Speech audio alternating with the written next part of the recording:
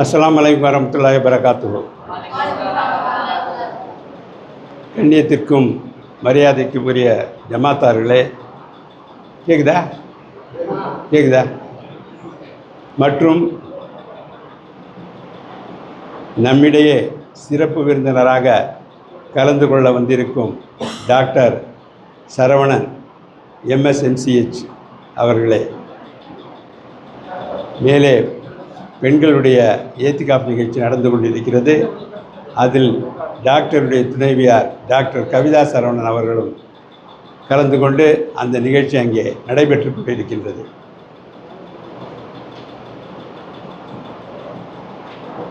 இந்த நிகழ்ச்சிக்கு டாக்டரை அழைத்ததுக்கான காரணம் மாத்திரம் ஒரு வரியில் சொல்லிடுறேன். பொதுவாக நம்ம இது வரைக்கும் யாரையும் மருத்துவர்களை அழைத்ததில்லை. மிஞ்சி போனால் ஒரு நாளைக்கு ஒரு MLA வருவார், அவ்வளோதான். ஸோ இந்த முறை சில டாக்டர்களிடமிருந்து வேண்டுகோள் வந்தது, நாங்கள் அந்த இஃப்தியாரில் கலந்து கொள்ள வேண்டும் என்று. அப்பொழுதுதான் எனக்கு தோன்றியது, கடலூரில் இருக்கும் பெரும்பாலான டாக்டர்கள் வெளியூரிலிருந்து இங்கே செட்டில் ஆனவங்க தான். நம்ம டாக்டர் சரவணனை பொறுத்த அளவில் எனக்கு அவரை சிறு வயது முதலிருந்து நன்றாக தெரியும். இங்கேயே படித்து, இங்கேயே பிறந்து, இங்கேயே வளர்ந்து, இங்கேயே படித்து, இங்கேயே ப்ராக்டிஸ் பண்ணுன்ற ஒரு நல்ல எண்ணத்துடன் கடலூர் வாழ் மக்களுக்குத்தான் நாம் பணி செய்ய வேண்டும், அவர்களுக்கு மருத்துவ உதவி கொடுக்க வேண்டும் என்ற ஒரு நல்ல எண்ணத்தோடு கடலூரிலேயே அவர் தன்னுடைய மருத்துவமனையை நிறுவி, அவருடைய மாமா அங்கிள் டாக்டர் சவுந்தரராஜன் அவர்கிட்டையும் நான் பலமுறை பேசியிருக்கிறேன். உங்களுடைய எஃபிஷியன்ட்டுக்கு நீங்கள் ஜிப்மரில் இருந்தீங்களே டாக்டர், அங்கே இருந்தீங்க. அவரும் இதே எண்ணத்தோடு தான், இல்லை நாங்கள் வளர்ந்ததெல்லாம் கடலூரில், படித்தது கடலூரில் தான், கடலூர் மக்களுக்குத்தான் சேவை செய்வோம் என்று தான் அவரும் சொல்லிகிட்டு இருப்பார். அவருடைய வழியில் அவருடைய சிஸ்டரோட சரவணன் சிஸ்டர் தான் அவங்க டாக்டர் சவுந்தரராஜனுடைய ஒய்ஃபு. இவரும் அதே எண்ணத்திலிருந்து, அவருடைய துணைவியார் கவிதா வேறு ஊரை சேர்ந்தவங்க, கோயம்புத்தூரை சேர்ந்தவங்க, அவங்களும் இங்கே கணவருடன் சேர்ந்து கடலூர் மக்களுக்கு பணிபுரிய வேண்டும் என்பதற்காக இங்கே பணி செய்து கொண்டிருக்கிறார். அந்த அளவில் எனக்கு சிறு வயது முதலே தெரிஞ்சும் டாக்டர் அவர்களுக்கு இந்த ஒரு நல்ல ஒரு எண்ணத்தோடு கடலூரில் அவர் மருத்துவமனை நிறுவி பணி செய்து கொண்டிருப்பது எனக்கும் அதில் பெருமை. எங்களுக்கும் அவருக்கும், நான் என் குடும்பத்தோடு அவருடைய குடும்ப உறுப்பினர், அதே போல் டாக்டர் சவுந்தரராஜன், டாக்டர் சரவணன் அவர்களுடைய குடும்பமும் எங்களுக்கு உறவினர்கள். இது போலத்தான் நாங்கள் கடந்த பல டிகேட்ஸ், பல வருடங்களாக பழகி கொண்டிருக்கிறோம். ஸோ அந்த அளவில் சரவணனை பற்றி நான் பேச வேண்டுமென்றால் குறைஞ்சது ஒரு 2 மணி நேரமாவது அவரை பற்றி நான் பேசணும். அதற்கு இது சந்தர்ப்பம் இல்லை, ஏன்னா நோம்பு திறக்கிற டைம் வந்துடும், அவ்வளோ நேரம் நான் பேச முடியாது. என்றாலும் ஒரே ஒரு விஷயத்தை மாத்திரம் நான் கூறிக்கொண்டு சரவணனை ஒரு 5 நிமிஷம் பேசுமாறு அழைக்கிறேன்.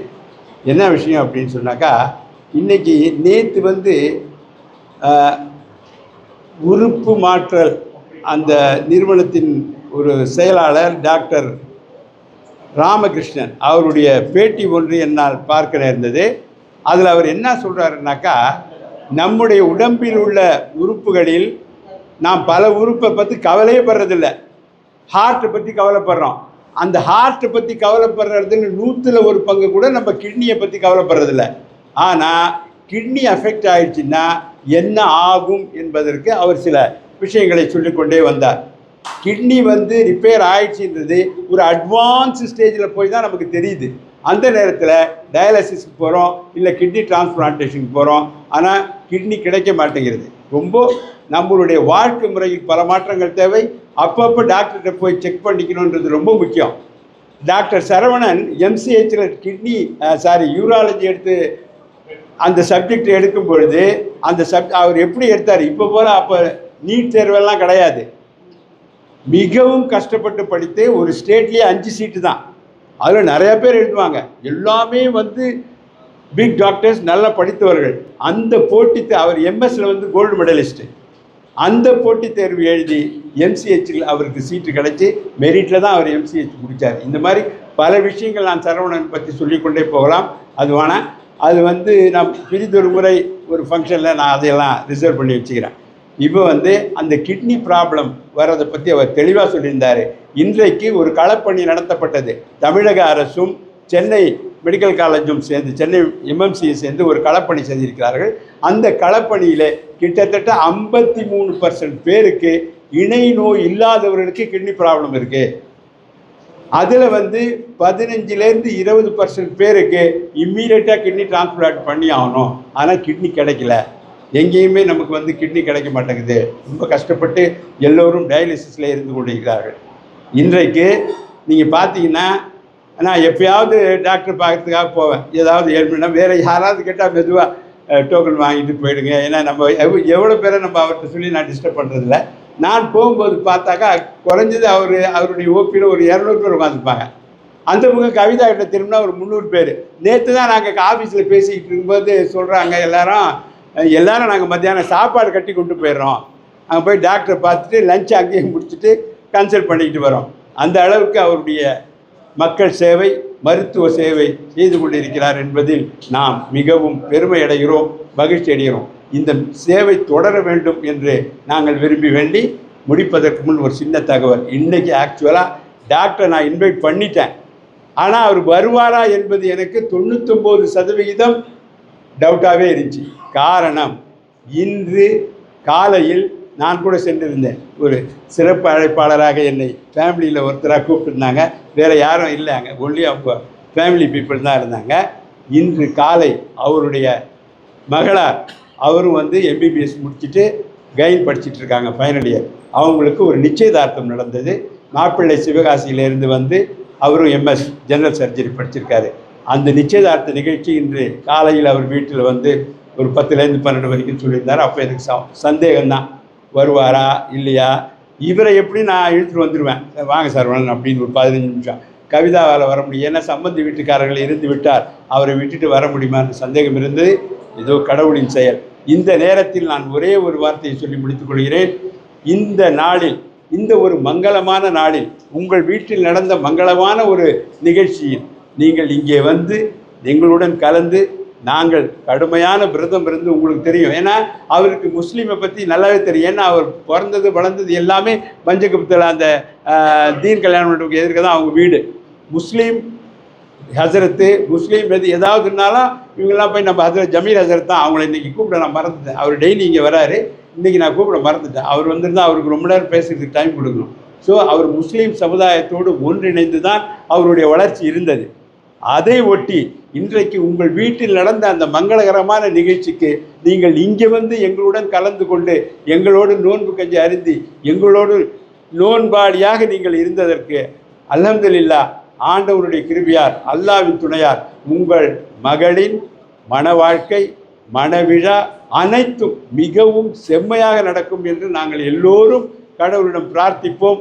அதுபடியே நடக்கும். இந்த நல்ல சந்தர்ப்பத்தில் நான் இதை கூறிக்கொள்வதில் மிகவும் மகிழ்ச்சி அடைகிறேன்.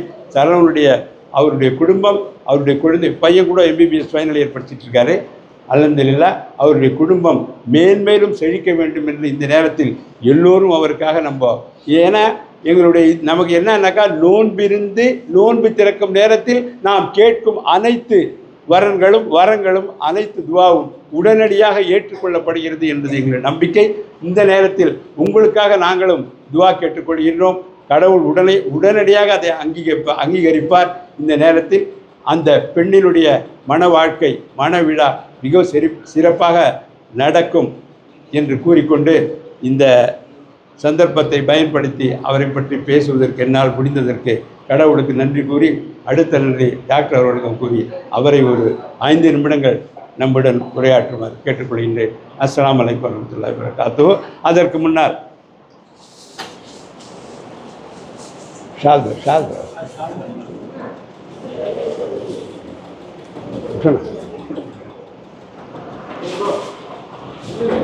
அவருக்கு ஒரு சின்ன கண்ணியத்திற்காக இந்த சால்வை போத்துவதில் மகிழ்ச்சி அடைகின்றேன். நாரே தக்பீர், நாரே தக்பீர்.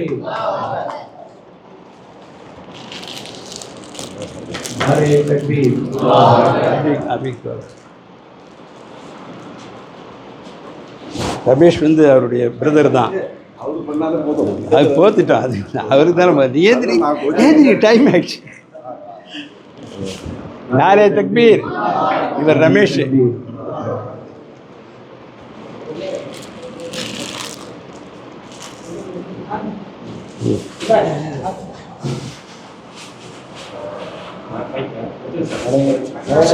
வணக்கம். அனைவருக்கும் வணக்கம். இந்த நிகழ்ச்சியில் கலந்து கொள்வதற்கு நான் ரொம்ப பெருமைப்படுகிறேன். சார் ரஃபீக் சார், நான் சின்ன குழந்தையிலேருந்தே சார் ரொம்ப தெரியும் எனக்கு. இந்த ரம்ஜான் மாதம்னாலே எங்களுக்கு ரொம்ப சந்தோஷமான மாதம். ஏன்னா நிறைய விதங்களில் நாங்கள் சின்ன குழந்தையிலேருந்து ரம்ஜான் மாதம்னாலே வீட்டில் ரொம்ப சந்தோஷமாக, எல்லாருமே வீட்டில் இருக்கிறவங்க எல்லாருக்குமே ஒரு சந்தோஷமான நிகழ்வு அது. அது என்னமோ தெரியல, அது குழந்தை பிறந்ததுலேருந்து அப்படி தான் இருந்திருப்போம் போல தெரியுது. இந்த ரம்ஜான் மாதத்தில் ஒரு சிறப்பு விருந்தினராக கலந்து கொள்வதற்கு ரொம்ப நன்றி. எல்லாருக்கும் வாழ்த்துக்கள். தேங்க்யூ.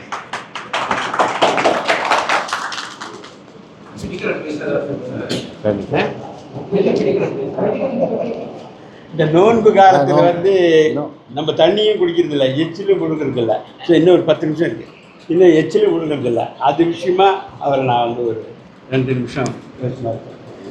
எப்படி நம்ம நோன்பை கடைபிடிக்க வேண்டும், ஏன்னா யூராலஜி ப்ராப்ளம். ஆமாம், நோன்பு காலத்தில் அதுவும் முக்கியமாக இந்த கோடை காலத்தில் வருவதால் நம்ம உடம்பில் இருக்கிற நீர் அளவு குறைந்து விடுகிறது. அதனால்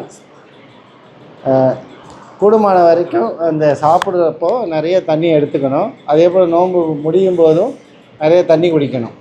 இல்லைன்னா நிறைய பேருக்கு வந்து ஸ்டோன் ப்ராப்ளம் வருது. ஸ்டோன் சிறுநீரக கற்கள் வர வாய்ப்பு இருக்கிறது.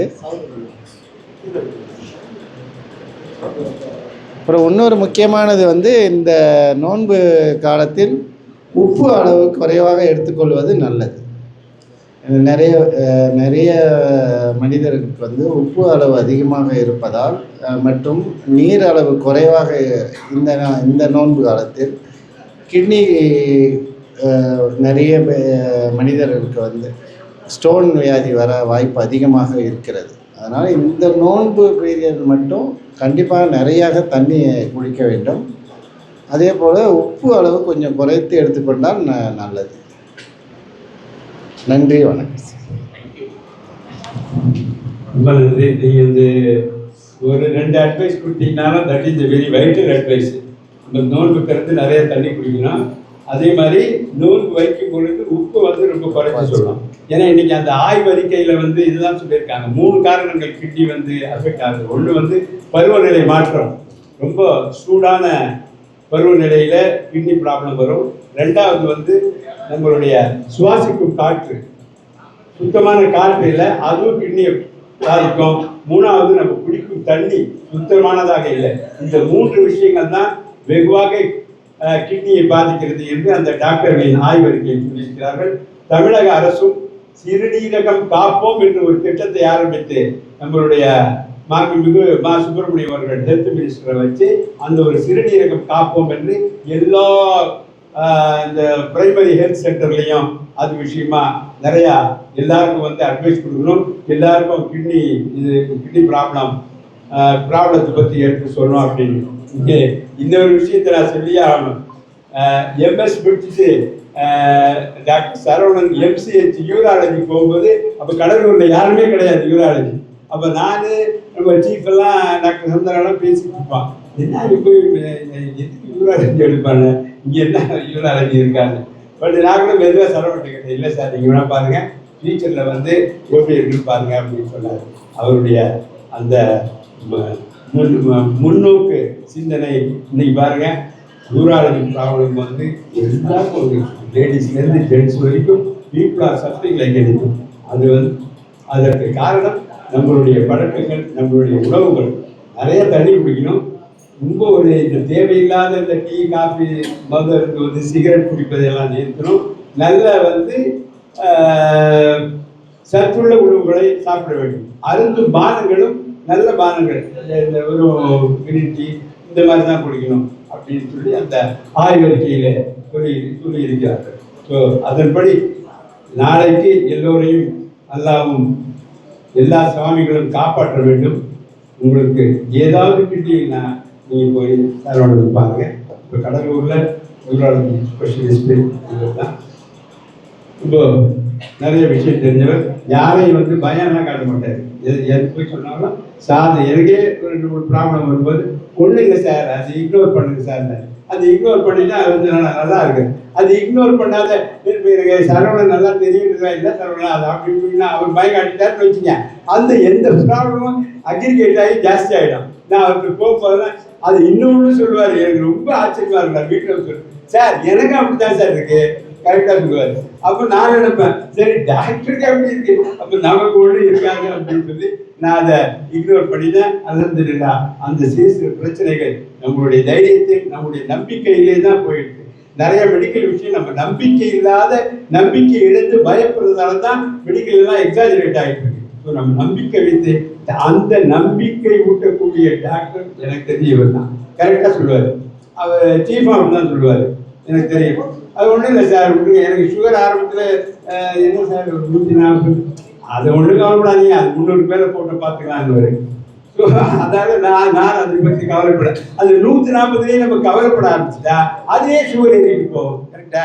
ஸோ நம்ம எதையுமே வந்து மனசுல போட்டு கவலைப்படும் பொழுதுதான் எந்த ஒரு நோயும் அதிகமாகிறது. அந்த அளவில் இன்று உள்ள டாக்டர்களோட நான் யாரையும் ஒப்பிட விரும்பவில்லை. சென்னை இப்போ பல இடங்களில் நான் போகிறேன். அது ஆகணும் இது ஆகணும் அது எடுங்க இது எடுங்க சிட்டி எடுங்க அதனால சொல்கிறேன். அந்த அவர்களுக்கு மத்தியில் இவரை போல உள்ள டாக்டர் ஒன்று இது நீங்கள் வரக்கூடாது. இதாவது நான் பார்த்துக்கிறேன். கடவுளுக்காக சொல்லுவேன். வந்தவர்கள் திரும்பி வர வேண்டிய அவசியமே இல்லாதவர்களுக்கு நான் கூட யாரு வருகிறோம் சரவணன் பார்க்கலான்னு போயிட்டு அப்படியே போகிற நேரத்தில் சரவணன் பாருங்க அப்படின்னு சொல்லுவேன். ஒன்றும் இல்லை சார் கவலைப்படாது சார் எனக்கு அப்படிதான் சார் இருக்கு டோன்ட் பண்ணிடுவேன். அதை பற்றி நான் ஒரி பண்ணுறதில்லை. ஸோ இதை ஒரு தாரக மந்திரமாக எடுத்துக்கொண்டு நம்முடைய உடல்நிலை கோளாறை பெரிதுபடுத்தி நாமளே பெரிதாக நினைத்து நம்ம உடம்பை நாமளே கெடுத்துக்காமல் நம்ம பாதுகாப்பது மிகவும் அவசியம் என்று கூறிக்கொள்கிறேன். அஸ்ஸலாமு அலைக்கும்.